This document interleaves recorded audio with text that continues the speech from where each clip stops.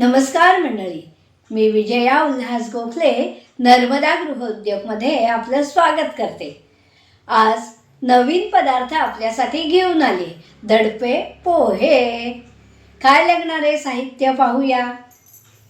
पोहे म्हटल्यावर हे पातळ पोहे घेतलेले आहेत। दाण्याचं कूट आहे।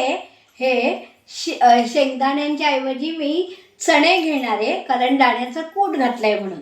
आणि खोबरं आणि पोहे जवळजवळ सारखे आहेत। दाण्याचं कूट आणि खोबरे आणि पोहे यांचं प्रमाण सारखं आहे। कोथिंबीर आणि हा पांढरा कांदा आणि ही खारातली मिरची, जी नर्मदा गृहोद्योगची खाराची मिरची मी फोडणीला घालणार आहे। तेल आणि फोडणीचं साहित्य। आणि हा पांढरा कांदा आता उन्हाळ्यामध्ये आमच्या कोकणामध्ये माळा येतात, तो मी आज वापरणार आहे। हा अत्यंत उन्हाळ्यासाठी औषधी आहे, म्हणून हा पांढरा कांदा आम्ही उन्हाळ्यात नेहमी खातो। तर चला करूया। प्रथम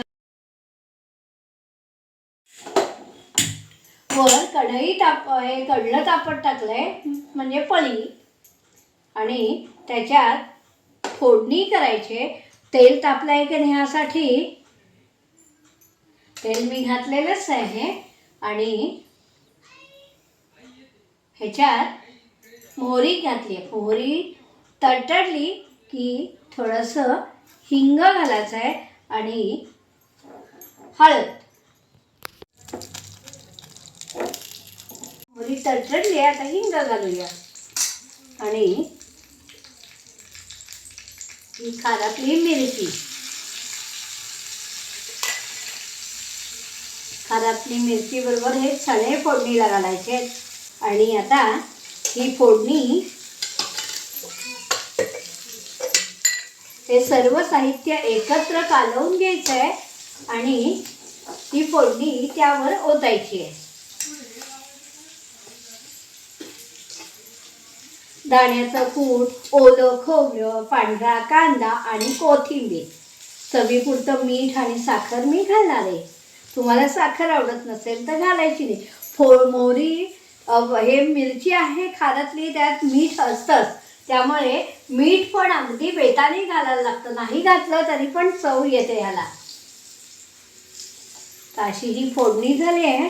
आणि बरोबर कांदा, खोबरं आणि दाण्याचं कूट असल्यामुळे हे पोहे असे मस्तपैकी पातळ असल्यामुळे मी नारळाचं पाणी नाही घातलं त्याच्यात, नाही तर जाड पोहे घेतले तुम्ही तर नारळाचं पाणी त्यात घालतात। ही फोडणी ओतलेली आहे आणि परत हे पोहे कालवून घ्यायचे छानपैकी।